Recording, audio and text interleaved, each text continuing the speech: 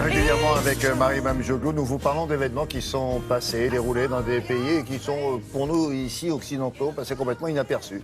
On appelle ça écho du monde. Et là, on va aller dans un pays dont on a beaucoup parlé, et encore aujourd'hui, à propos des guerres qui ont secoué ce pays-là, c'est l'Irak, à propos de la chute de Saddam Hussein, à propos des drames qui affectent encore ce pays avec la présence de Daesh. Et puis, là, au mois de décembre, figurez-vous, un drôle d'événement, un curieux événement. Vous ne devinez pas ? L'élection de Miss Irak. Ouf. Ouf, comme vous faites. Voilà, ouf. On se dit ouf. Qu'est-ce qui a décidé ça? On l'a pas vu. Eh ben non, c'est passé quasiment inaperçu, sauf là-bas, c'était pas innocent. Ils n'avaient pas vu ça depuis combien d'années? Plus de 40 ans. La dernière élection était en 1972. Autant vous dire que ça a fait évidemment polémique. Bien sûr, les filles n'ont pas défilé en maillot de bain. L'alcool était interdit pendant la cérémonie. Mais les règles du concours, en revanche, ont interdit le foulard. Ça a provoqué des réactions très intenses, et entre autres d'une partie de la société religieuse très conservatrice. Bon.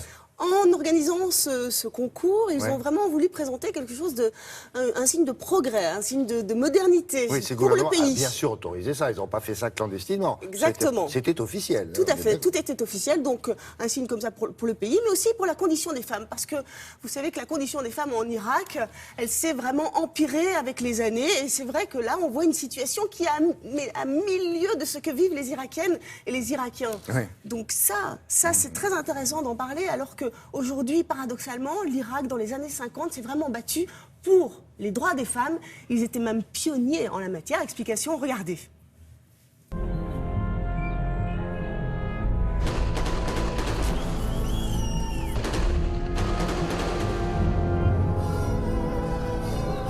Miss Irak est de retour, et ce n'est pas une bonne nouvelle. Qu'est-ce que ça veut dire ?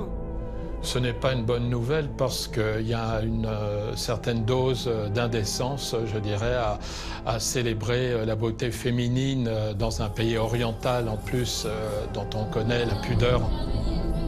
Et surtout lorsqu'on sait que depuis 2003, il y a une véritable descente aux enfers des femmes irakiennes.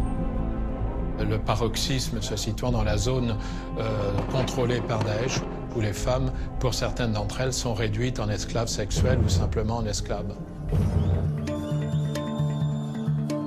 Ils ont voulu quand même montrer comme un signe d'espoir. Est-ce que c'est pas non plus une manière finalement d'éclipser un peu la situation catastrophique des femmes, justement ? Je pense que c'est un coup effectivement de publicité pour faire croire que la situation est en voie de normalisation en Irak. Il n'en est rien, il suffit de se rendre à Bagdad aujourd'hui pour voir que la situation est terriblement difficile.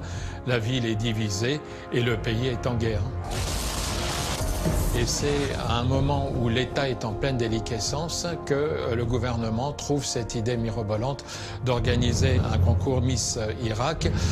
Je crois que beaucoup d'Irakiens ont ressenti cela vraiment comme une injure d'une part à leur tradition, mais aussi une dégradation continue du statut des femmes depuis 2003, depuis que les États-Unis ont, entre guillemets, libéré l'Irak du régime de Saddam Hussein.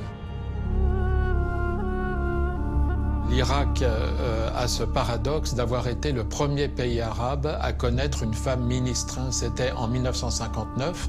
Il s'agissait de Madame Naziha Doulaimi. Et cette dame a été également la fondatrice de la première Ligue féministe en 1952. Ce pays qui se flattait d'être pionnier en ce qui concerne les droits des femmes se retrouve aujourd'hui en queue de peloton. Est-ce qu'on a de l'espoir pour l'avenir ? C'est certainement au Kurdistan d'Irak que le statut des femmes est le mieux défendu. Il y a beaucoup d'organisations non gouvernementales, féministes, qui arrivent à imposer leurs vues, notamment au gouvernement autonome kurde. On sait par ailleurs qu'il y a beaucoup maintenant de femmes qui se sont enrôlées face à Daesh. Donc on est là dans une note d'espoir. Mais chez Daesh, on sait que le statut des femmes ne peut pas descendre plus bas qu'il n'est aujourd'hui, hélas. Donc ce n'est pas Miss Irak qui va aider à plus de droits pour les femmes irakiennes, bien au contraire. La jeune femme que nous voyons là, est-ce qu'elle sait ça? ce que vient de dire ce spécialiste? Est-ce qu'elle se rend compte du danger qu'elle court? Bien sûr qu'elle se rend compte, Oui. surtout qu'elle vient juste de recevoir des menaces de Daesh qui, lui, évidemment, ne lui laissent pas le choix. Soit elle rejoint le camp Daesh, soit, évidemment, elle est promise à la mort. Et elle, en fait, n'a peur absolument de rien. Elle l'a dit. Elle l'a dit, elle est convaincue de ne rien faire de mal. Et au contraire, elle revendique les mêmes droits que les hommes. Ah, d'accord. À suivre. Merci beaucoup, Marie.